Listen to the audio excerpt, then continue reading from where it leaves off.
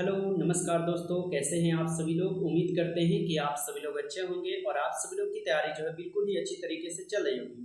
तो दोस्तों, आज की इस क्लास में हम सभी लोग जो है पढ़ने वाले हैं रेलवे एनटीपीसी और रेलवे ग्रुप डी के एग्जाम के लिए मोस्ट इंपॉर्टेंट क्वेश्चन को। और ये सभी इंपॉर्टेंट क्वेश्चन आपके रेलवे ग्रुप डी और एनटीपीसी के एग्जाम में पूछे गए प्रश्न हैं, बिल्कुल प्रीवियस ईयर पर आधारित क्वेश्चन है। तो आप सब लोग जो इस क्लास को बिल्कुल अच्छे से लास्ट तक देखिएगा, जिससे कि आप जो इन सभी क्वेश्चन को अच्छे से याद कर पाएंगे और आप सभी लोग अपने एग्जाम में सभी क्वेश्चन को अच्छी तरीके से बना पाएंगे। तो चलिए फिर क्लास को स्टार्ट करते हैं बिना टाइम को वेस्ट किए। यदि आप सब लोग इस चैनल पर पहली बार जुड़े होंगे तो चैनल को आप सब लोग जो है सब्सक्राइब करके जरूर जुड़ जाइएगा, जिससे कि जब भी मैं कोई नई क्लास कराऊँ उसका नोटिफिकेशन आपके पास जरूर पहुँच पाए। तो चैनल को भी आप सब लोग सब्सक्राइब करके जरूर जुड़ जाइएगा। तो यहाँ पे देखिए पहला नंबर क्वेश्चन क्या दिए गए हैं। पहला नंबर क्वेश्चन है अजंता की गुफाएं किस नदी के किनारे स्थित है। काफी इंपॉर्टेंट क्वेश्चन दिए गए हैं, सभी क्वेश्चन क्लास को बिल्कुल एंड तक देखिएगा आप सभी लोग। अजंता की गुफाएं किस नदी के किनारे स्थित है। तो अजंता की गुफाएं हो जाएंगे आपके किस नदी पे, तो बाघुरा नदी पे। ऑप्शन यहाँ पे जो है सी बिल्कुल ही सही जवाब दिए गए हैं, याद रखिएगा। चलिए नेक्स्ट क्वेश्चन का आंसर लगाइएगा आप सभी लोग कि किस भारतीय शासक ने सबसे पहले समुद्रगुप्त को भारतीय नेपोलियन कहा था। काफी इंपॉर्टेंट क्वेश्चन है कि किस भारतीय शासक ने सबसे पहले समुद्रगुप्त को भारतीय नेपोलियन कहा हुआ था। तो ये किसने कहा था आप लोग कमेंट कर देंगे। तो यहाँ पे जो है 2 नंबर क्वेश्चन का सही जवाब क्या हो जाएंगे। यदि आप डी लगा रहे हैं तो बिल्कुल ही सही जवाब है, आप सब लोग का याद रखेंगे। चलिए अगला क्वेश्चन का आंसर लगा दीजिए। यहाँ पे 3 नंबर क्वेश्चन दिए गए हैं, भारत का पहला डिजिटल विलेज कौन सा है। काफी इंपॉर्टेंट क्वेश्चन है कि भारत का पहला डिजिटल विलेज कौन सा है। तो यहाँ पे कौन से इनका डिजिटल विलेज हो जाएंगे। तो इस क्वेश्चन का आप लोग सही जवाब जो है ऑप्शन यहाँ पे क्या कीजिएगा, बी कीजिएगा। ठीक है, ऑप्शन बी जो है आप सब लोग का यहाँ पे बिल्कुल सही जवाब दिए गए हैं। चलिए नेक्स्ट क्वेश्चन का आंसर लगा दीजिएगा कि महाबोधि मंदिर किस धर्म से संबंधित है। काफी इंपॉर्टेंट क्वेश्चन है दोस्तों, ये सभी क्वेश्चन आपके एग्जाम में पूछे गए क्वेश्चन है और बिल्कुल प्रीवियस ईयर के क्वेश्चन है। अच्छे से इन क्वेश्चन को आप लोग याद जरूर कर लीजिएगा। महाबोधि मंदिर किस धर्म से संबंधित है। तो महाबोधि मंदिर जो है ये आपके बौद्ध धर्म से संबंधित है। तो ऑप्शन बी हो जाएंगे यहाँ पे सही जवाब, याद रखिएगा। चलिए नेक्स्ट क्वेश्चन का आंसर लगा दीजिएगा कि किस शहर को पूर्व का वेनिस कहा जाता है। काफी इंपॉर्टेंट क्वेश्चन है कि किस शहर को पूर्व का वेनिस कहा जाता है। तो पूर्व का वेनिस जो है ये श्रीनगर को कहे जाते हैं। ऑप्शन बी जो है यहाँ पे बिल्कुल सही जवाब दिए गए हैं। चलिए नेक्स्ट क्वेश्चन का आंसर लगाएंगे, किस भारतीय राज्य में लोनार झील स्थित है। काफी इंपॉर्टेंट क्वेश्चन है, किस भारतीय राज्य में लोनार झील स्थित हो जाएंगे। तो लोनार झील जो है ये किस राज्य में स्थित है। तो यह स्थित है आपके महाराष्ट्र में। ऑप्शन सी जो है यहाँ पे बिल्कुल सही जवाब दिए गए हैं। चलिए नेक्स्ट क्वेश्चन का आंसर लगाएंगे आप सब लोग कि मंगल पांडे की शहादत कहाँ हुई थी। बताएंगे आप सभी लोग मंगल पांडे की शहादत कहाँ हुई थी।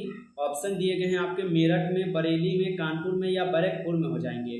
तो यहाँ पे 7th क्वेश्चन का सही जवाब आप सब लोग लगाइएगा क्या होगा। तो इनका आंसर हो जाएंगे ऑप्शन यहाँ पे क्या, बैरकपुर। ठीक है, ऑप्शन डी जो है यहाँ पे सही जवाब है, बैरकपुर, याद रखिएगा।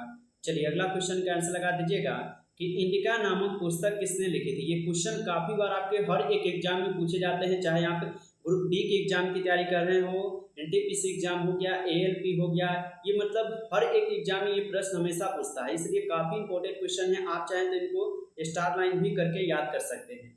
तो इनका नामक पुस्तक किसने लिखी है। तो ये आपको पता होगा, मेगास्थनीज के द्वारा लिखे गए हैं। ऑप्शन बी हो जाएंगे सही जवाब। चलिए नेक्स्ट क्वेश्चन का आंसर लगाएंगे आप सभी लोग, भारत की पहली महिला गवर्नर कौन थी। बताएंगे आप सभी लोग भारत की पहली महिला गवर्नर कौन थी। तो भारत की पहली महिला गवर्नर जो है यहाँ पर कौन हो जाएंगे। तो भारत की पहली गवर्नर महिला हो जाएंगे सरोजनी नायडू। ऑप्शन ए जो है यहाँ पे सही जवाब हो जाएंगे। चलिए नेक्स्ट क्वेश्चन का आंसर आप लोग लगाइएगा, किस पर्वत श्रृंखला को पर्वतराज जो है ना कहा जाता है। बताएंगे आप सब लोग किस पर्वत श्रृंखला को पर्वतराज जो है कहा जाता है। तो पर्वतराज कहे जाते हैं आपके हिमालय को। ठीक है, ऑप्शन डी जो है यहाँ पे सही जवाब है, हिमालय को कहे जाते हैं। चलिए अगला क्वेश्चन का आंसर लगाइएगा आप लोग की राजतंत्रगिनी के लेखक कौन थे। काफी इंपॉर्टेंट क्वेश्चन है, आपके पुस्तक यानी कि बुक के जो राइटर होते हैं उनसे भी क्वेश्चन काफी बार पूछते हैं आपके एग्जाम में। तो राजतंत्रगिनी के लेखक कौन हो जाएंगे। तो राजतंत्रगिनी के यहाँ पे लेखक हो जाएंगे आपके कलहन। ठीक है, कलहन के द्वारा लिखी गई राजतंत्रगिनी है, अच्छे से याद रखिएगा। चलिए अगला क्वेश्चन का आंसर लगा दीजिएगा, भारत में पहली बार पंचायती राज प्रणाली किस राज्य में जो है ना लागू की गई थी। बताइए आप सभी लोग, भारत में पहली बार पंचायती राज प्रणाली किस राज्य में लागू हुई थी। तो ये सबसे पहले किस राज्य में लागू हुए थे। तो ये लागू हुए थे आपके राजस्थान में। ऑप्शन बी जो है यहाँ पे सही जवाब हो जाएंगे। चलिए अगला क्वेश्चन का आंसर लगा दीजिएगा आप सभी लोग कि किस भारतीय राज्य को भारत का चावल का कटोरा जो है ना कहा जाता है। काफी इंपॉर्टेंट क्वेश्चन है। किस भारतीय राज्य को भारत का चावल का कटोरा कहा जाता है। तो चावल का कटोरा जो किस राज्य को कहे जाते हैं, तो ये कहे जाते हैं आपके छत्तीसगढ़ को। ठीक है, ऑप्शन सी जो है यहाँ पे सही जवाब हो जाएंगे। चलिए अगला क्वेश्चन का आंसर आप लोग लगा दीजिएगा कि नालंदा विश्वविद्यालय को किस मुस्लिम आक्रमणकारी ने जलाया था। काफी इंपॉर्टेंट क्वेश्चन है और काफी बार आपके एग्जाम में पूछे भी गए हैं कि नालंदा विश्वविद्यालय को किस मुस्लिम आक्रमणकारी ने जलाया था। तो इनको जलाए हुए थे आपके बख्तियार खिलजी के द्वारा। ठीक है, ऑप्शन ए जो है यहाँ पे सही जवाब है, याद रखिएगा।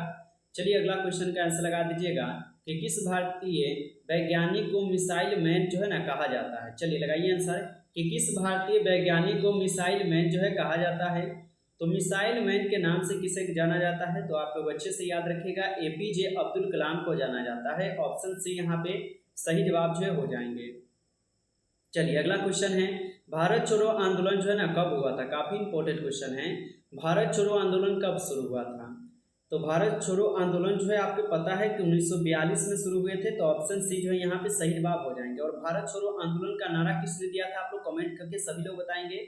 चलिए अगला क्वेश्चन का आंसर लगाएंगे आप सभी लोग कि किस भारतीय राज्य को स्पाइंस गवर्नर ऑफ इंडिया जो है ना कहा जाता है। काफी इंपॉर्टेंट क्वेश्चन है कि किस भारतीय राज्य को स्पाइंड गवर्नर ऑफ इंडिया जो कहा जाता है। तो ये कहे जाते हैं आपके केरल को। ठीक है, ऑप्शन बी जो है आप सब लोग का सही जवाब यहाँ पे हो जाएंगे, याद रखिएगा। चलिए अगला क्वेश्चन का आंसर लगा दीजिएगा कि किस भारतीय व्यक्ति को नोबेल शांति पुरस्कार 2 बार जो है ना नामित किया गया है। काफी इंपॉर्टेंट क्वेश्चन है कि किस भारतीय व्यक्ति को नोबेल शांति पुरस्कार 2 बार नामित किया गया है। तो ये किसको नामित किए गए हैं बता देंगे। तो ये नामित किए गए हैं आपके महात्मा गांधी जी को, जो कि ऑप्शन आप लोग का बी दिए गए हैं सही जवाब महात्मा गांधी। अच्छे से याद रखिएगा। चलिए अगला क्वेश्चन का आंसर लगा दीजिएगा कि मोर को भारत का राष्ट्रीय पक्षी जो है ना कब घोषित किया गया था, बताएंगे आप सभी लोग। आपको पता है कि भारत का राष्ट्रीय पक्षी हमारे मोर हो जाएंगे, लेकिन इनकी जो है ना यहाँ पे स्थापना यानी कि इनको कब राष्ट्रीय पक्षी घोषित किया गया था आपको ये बताना है। तो इनको राष्ट्रीय पक्षी घोषित किया गया था 1963 में। ठीक है, ऑप्शन सी जो है बिल्कुल यहाँ पे सही जवाब हो जाएंगे। चलिए नेक्स्ट क्वेश्चन है, भारत का सबसे प्राचीन पर्व कौन सा माना जाता है। काफी इंपॉर्टेंट क्वेश्चन है कि भारत का सबसे प्राचीन पर्व कौन सा माना जाता है। तो भारत का सबसे प्राचीन पर्व जो है यहाँ पर कौन माने जाते हैं, तो आप सभी लोग अच्छे से याद रखिएगा। यह माने जाते हैं कौन पर्व, तो आप लोग याद रखिएगा मकर संक्रांति। ठीक है, ऑप्शन यहाँ पे जो है डी सही जवाब हो जाएंगे। चलिए अगला क्वेश्चन का आंसर लगा दीजिएगा कि किस राजवंश ने सबसे लंबे समय तक भारत पर शासन किया था। काफी इंपॉर्टेंट क्वेश्चन है, किस राजवंश ने सबसे पहले भारत पर जो है ना शासन किया था। तो भारत पर सबसे ज्यादा समय तक जो है ना कौन से शासक राज किए थे, तो चोल शासक। ठीक है, ऑप्शन डी जो है यहाँ पे सही जवाब हो जाएंगे। चलिए अगला क्वेश्चन का आंसर लगाइएगा, अमृतसर समझौता किसके बीच हुआ था। चलिए सभी लोग कमेंट कीजिए, अमृतसर समझौता किस वर्ष में हुआ था। तो याद रखिएगा अमृतसर समझौता जो है ये कब हुआ था, तो भारत और पाकिस्तान। ठीक है, ये किसके बीच में हुआ था अमृतसर समझौता, तो भारत और पाकिस्तान के बीच में हुआ था। अच्छे से याद रखिएगा। चलिए अगला क्वेश्चन है, किस भारतीय नदी को वृंदावन की जीवन रेखा जो है ना कहा जाता है। काफी इंपॉर्टेंट क्वेश्चन है कि किस भारतीय नदी को वृंदावन की जीवन रेखा कहा जाता है। तो वृंदावन की जीवन रेखा कहे जाते हैं यमुना को। ऑप्शन ए जो है यहाँ पे सही जवाब हो जाएंगे। चलिए अगला क्वेश्चन का आंसर लगा दीजिएगा कि भारत का पहला सैटेलाइट आर्यभट्ट कब जो है लॉन्च किया गया था। काफी इंपॉर्टेंट क्वेश्चन है, भारत का पहला सैटेलाइट आर्यभट्ट जो है ना कब लॉन्च किया गया था। तो ये लॉन्च किए गए थे आपके 1975 में। ऑप्शन बी जो है यहाँ पे सही जवाब हो जाएंगे, याद रखिएगा। चलिए अगला क्वेश्चन का आंसर आप लोग लगाइएगा कि भारत का मैनचेस्टर जो है ना किसे कहा जाता है। काफी इंपॉर्टेंट क्वेश्चन है और ये क्वेश्चन बार बार आपके एग्जाम में हमेशा रिपीट किए जाते हैं, इसलिए अच्छे से याद कर लीजिएगा। भारत का मैनचेस्टर किसे कहा जाता है, तो भारत का मैनचेस्टर कहे जाते हैं आपके अहमदाबाद को। ऑप्शन बी यहाँ पे बिल्कुल सही जवाब दिए गए हैं। चलिए अगला क्वेश्चन का आंसर आप लोग लगा दीजिएगा यहाँ पे कि ऑपरेशन ब्लू स्टार किस प्रधानमंत्री के कार्यकाल में हुआ था। काफी इंपॉर्टेंट क्वेश्चन है, ऑपरेशन ब्लू स्टार किस प्रधानमंत्री के कार्यकाल में हुआ था। तो ये हुए थे आपके इंदिरा गांधी के कार्यकाल में। ऑप्शन ए कीजिएगा आप लोग, सही जवाब यहाँ पे याद रखिएगा। चलिए अगला क्वेश्चन का आंसर लगाइए, किस भारतीय स्वतंत्रता सेनानी ने जापान से सहायता प्राप्त की है। चलिए बता देंगे, कि किस भारतीय स्वतंत्रता सेनानियों ने जापान से सहायता प्राप्त किए हुए हैं? तो ये प्राप्त किए हैं नेताजी सुभाष चंद्र बोस। ऑप्शन यहाँ पे जो है सी बिल्कुल ही सही जवाब हो जाएंगे। अच्छे से आप लोग याद कर लीजिएगा। चलिए अगला क्वेश्चन का आंसर लगाइए। किस जलप्रपात को यहाँ पे भारत का नियाग्रा कहा जाता है? काफी इंपॉर्टेंट क्वेश्चन है कि किस जलप्रपात को भारत का यहाँ पे नियाग्र कहा जाता है? तो किसे कहा जाता है? तो ये कहे जाते हैं आपके किसको? तो जोग फॉल को। ठीक है, जोग फॉल को कहे जाते हैं, याद रखिएगा। चलिए अगला क्वेश्चन का आंसर लगा देंगे आप सभी लोग यहाँ पे। सर्वपल्ली राधाकृष्णन का जन्म दिवस किस रूप में मनाया जाता है? काफी इंपॉर्टेंट क्वेश्चन है, बार बार आपके एग्जाम में पूछे जाते हैं कि सर्वपल्ली राधाकृष्णन का जन्म दिवस किस रूप में मनाए जाते हैं? तो ये मनाए जाते हैं आपके शिक्षक दिवस के रूप में। ऑप्शन सी जो है यहाँ पे सही जवाब हो जाएंगे। चलिए अगला क्वेश्चन का आंसर आप सब लोग लगाइएगा कि भारत में पहला रेल इंजन किस देश ने यहाँ पे लाया गया था? चलिए बताइए, भारत में पहला रेल इंजन किस देश से जो लाया गया था? तो भारत में जो पहला इंजन आया हुआ था ये किस देश से लाया गया था? तो ये लाए गए थे आपके ब्रिटेन से। ऑप्शन बी को आप लोग सही जवाब कीजिएगा, याद रखिएगा आप सभी लोग। चलिए अगला क्वेश्चन का आंसर लगा दीजिएगा कि भारतीय स्टेट बैंक का राष्ट्रीयकरण कब हुआ था? काफी इंपॉर्टेंट क्वेश्चन है। भारतीय स्टेट बैंक का राष्ट्रीयकरण कब हुआ था? तो भारतीय स्टेट बैंक का राष्ट्रीयकरण की अगर बात की जाए तो इनका गठन कब हुआ था? तो आप लोग अच्छे से याद रखिएगा, इनका गठन 1955 में हुआ था। ठीक है, ऑप्शन बी जो है यहाँ पे सही जवाब हो जाएंगे, अच्छे से याद कर लीजिएगा। चलिए अगला क्वेश्चन का आंसर लगाइए। किस राज्य को भारत का वन प्रदेश कहा जाता है? काफी इंपॉर्टेंट क्वेश्चन है। किस राज्य को भारत का वन प्रदेश कहा जाता है? तो भारत का वन प्रदेश किस राज्य को कहे जाते हैं? तो ये कहे जाते हैं आपके किस राज्य को? तो याद रखिएगा, ये कहे जाते हैं आपके मध्य प्रदेश को। ऑप्शन बी जो है यहाँ पे बिल्कुल सही जवाब दिए गए हैं। चलिए अगला क्वेश्चन का आंसर लगाइएगा कि रेड डेटा बुक किसके लिए प्रसिद्ध है? बताएंगे आप सभी लोग कि रेड डेटा बुक जो है ये किसके लिए प्रसिद्ध हो जाएंगे? तो रेड डेटा बुक जो है ये प्रसिद्ध है आपके संकटग्रस्त जीवों की सूची में। ऑप्शन यहाँ पे बी बिल्कुल सही जवाब दिए गए हैं। चलिए अगला क्वेश्चन का आंसर लगाएंगे आप सभी लोग कि किस शासक ने सांची स्तूप का निर्माण करवाया था? काफी इंपॉर्टेंट क्वेश्चन है कि किस शासक ने सांची स्तूप का निर्माण करवाया हुआ था? तो सांची स्तूप का निर्माण जो है ये करवाए गए थे किसके द्वारा? तो ये अशोक के द्वारा करवाए गए। ऑप्शन ए हो जाएंगे सही जवाब। चलिए अगला क्वेश्चन का आंसर आप लोग लगाइएगा यहाँ पे कि भारत का सबसे पुराना उच्च न्यायालय कौन सा है? काफी इंपॉर्टेंट क्वेश्चन है। भारत का सबसे पुराना उच्च न्यायालय कौन सा है? तो भारत का सबसे पुराना उच्च न्यायालय हो जाएंगे यहाँ पे कलकत्ता हाई कोर्ट। ठीक है, ऑप्शन सी जो है यहाँ पे सही जवाब है, याद रखिएगा। चलिए अगला क्वेश्चन का आंसर आप लोग लगाइएगा कि पंचतंत्र के लेखक कौन है? चलिए बताइए, पंचतंत्र के लेखक कौन हो जाएंगे? तो पंचतंत्र के यहाँ पे लेखक जो है आप लोग का विष्णु शर्मा हो जाएंगे। ऑप्शन सी कीजिएगा सही जवाब, विष्णु शर्मा। चलिए अगला क्वेश्चन का आंसर लगाइएगा आप सब लोग। भारत का पहला तकनीकी संस्थान कौन सा है? काफी इंपॉर्टेंट क्वेश्चन है कि भारत का पहला तकनीकी संस्थान कौन सा है? तो IIT खड़गपुर जो है ये भारत का पहला तकनीकी संस्थान है, याद रखेंगे। चलिए अगला क्वेश्चन का आंसर लगाएंगे आप सब लोग कि संविधान सभा के अस्थायी अध्यक्ष कौन थे? काफी इंपॉर्टेंट क्वेश्चन है और ये भी क्वेश्चन आपके एग्जाम में बार बार पूछते हैं। आप चाहें तो इसको भी स्टार लाइन करके याद कर सकते हो। बताइए कि संविधान सभा के अस्थायी अध्यक्ष कौन थे? तो संविधान सभा के अस्थायी अध्यक्ष हो जाएंगे आपके यहाँ पे doctor Rajendra Prasad ji. Option A को सही जवाब आप लोग कीजिएगा।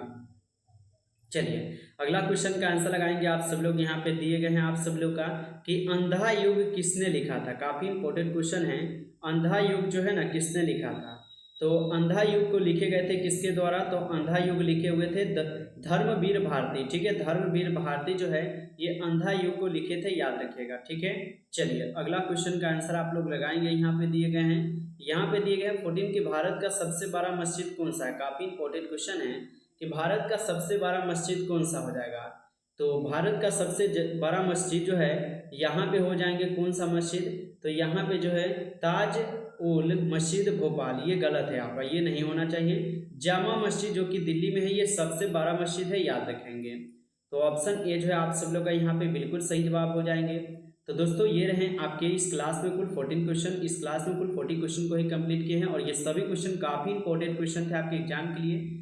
यदि आपको ये सेशन अच्छा लगा हो तो आप सब लोग इस सेशन को जरूर लाइक कर लीजिएगा और चैनल पे पहली बार यदि आप सब लोग जुड़े हैं तो चैनल को भी सब्सक्राइब कर लीजिए। यदि आप railway NTPC, railway group D या ALP एग्जाम की भी तैयारी कर रहे हैं तो आपके लिए यहाँ पे आपको डेली क्लास प्रोवाइड कराए जा रहे हैं, जिससे कि आप लोग को थोड़ा यहाँ से हेल्प मिल पाएंगे और थोड़ा आप लोग का रिवीजन भी हो जाएगा और आपको यहाँ पे तैयारी भी कंप्लीट होते चलेगा। इसलिए चैनल को आप चाहें तो सब्सक्राइब करके जुड़ सकते हैं और सब्सक्राइब करके ऑल पे जरूर दबाना ना भूलिएगा, ऑल पे जरूर दबा लीजिएगा, ताकि जिससे कि जब भी कोई नई क्लास हो सबसे पहले उस क्लास का नोटिफिकेशन आपके पास जरूर पहुँच पाए। तो चैनल को आप सब लोग सब्सक्राइब कर लीजिएगा। चलिए फिर मिलते हैं आपसे नेक्स्ट क्लास में, तब तक के लिए जय हिंद, जय Bharat. Thanks for watching this video.